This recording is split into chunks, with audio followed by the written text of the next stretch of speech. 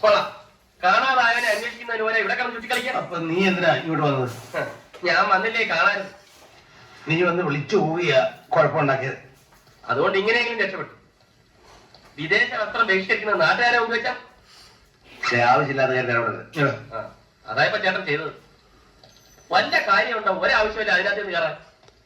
നിനക്ക് മനസ്സിലാവില്ല. എടാ രാജ്യസ്നേഹം വേണം, അറിയാവോ?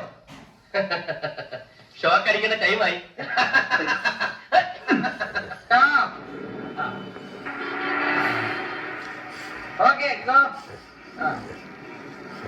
പിള്ളേരെ കോളേജിൽ പോടാ. സാറേ ചെത്തി ഇടക്കണോ ചേച്ചി വരെ? തരാം സാർ.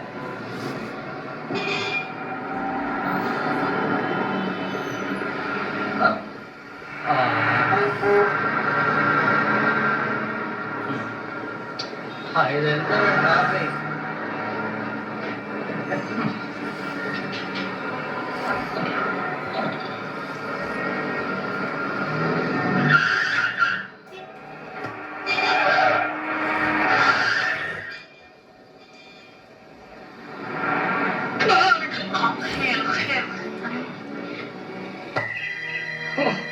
വിശന്നിട്ട് കണ്ണ് പൊടിയുന്നു. പൊടിയും വയറ് നിറച്ച് കുടിച്ചാൽ. ചേട്ടാ, ഇനി ഒരുത്തനെ അന്വേഷിച്ച് നടക്കാൻ ഞാനില്ല. അവിടെ ആയിരുന്നെങ്കിൽ കൃത്യസമയത്ത് ഭക്ഷണം അങ്ങനെ കിട്ടുമായിരുന്നു. കയ്യിലുണ്ടായിരുന്ന പൈസയും തീർന്നു. അവനില്ലാതെ ഭ്രാന്താശുപത്രി എന്താ കാര്യം? പ്രശ്നമാണ്. ഒരു പ്രശ്നവും. ഇപ്പൊ നമ്മൾ നടന്നു തുടങ്ങിയ നേരം വരാന്ന് കിടക്കുമ്പോ അങ്ങെന്താ അമീന്റെ കൈയും കാലും പിടിച്ച് എങ്ങനെയെങ്കിലും അകപ്പെയാണ്. നടന്നു പോവാനോ? ആ ഞാനില്ല. എന്നാലോട്. എന്നാ കാണിപ്പാ. കാശ് വേണ്ടേ? കാശില്ല. നീ ഒരുമാതിരി ചൊറിയുന്ന വർത്താനം പറഞ്ഞ ആറ്റിച്ചിന്റെ പല്ലിന്റെ ക്ഷേമം. ഇങ്ങനെ ബഹളം ഉണ്ടാക്കാതെ. നാളെ നമ്മൾ എന്റെ വീട്ടിൽ പോകുന്നു. ആവശ്യമുള്ള കാശ് വാങ്ങുന്നു. ആ കൂടെ എനിക്ക് എന്റെ മോളെ കുഞ്ഞിനെ കാണുകയും ചെയ്യാമല്ലോ. തിരിച്ചു വരുന്നു, അന്വേഷണം തുടരുന്നു. അപ്പൊ ഇന്ന് രാത്രി പട്ടിണി.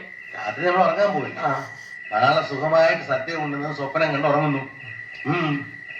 ഉത്തരവാദിത്തമുള്ള ഒരു സ്ഥാപനമാണെന്ന് കരുതിയാണ് എന്റെ അനിയൻ ഇവിടെ കൊണ്ടുവന്നത്. എന്നിട്ടിപ്പോ അവൻ ഇവിടെ പോയെന്ന് പോലും നിങ്ങൾക്ക് അറിയില്ല. ഒരുത്തരെയും ഞാൻ വെറുതെ വിടില്ല. എനിക്കിപ്പോ അറിയണം അവനെവിടെ. അവൻ മാർക്കറ്റിൽ പോയിരിക്കുകയാണ്. ഓഹോ, ചികിത്സിക്കാൻ കൊണ്ടുവന്നാണോ മാർക്കറ്റിലായിരിക്കുന്നത്?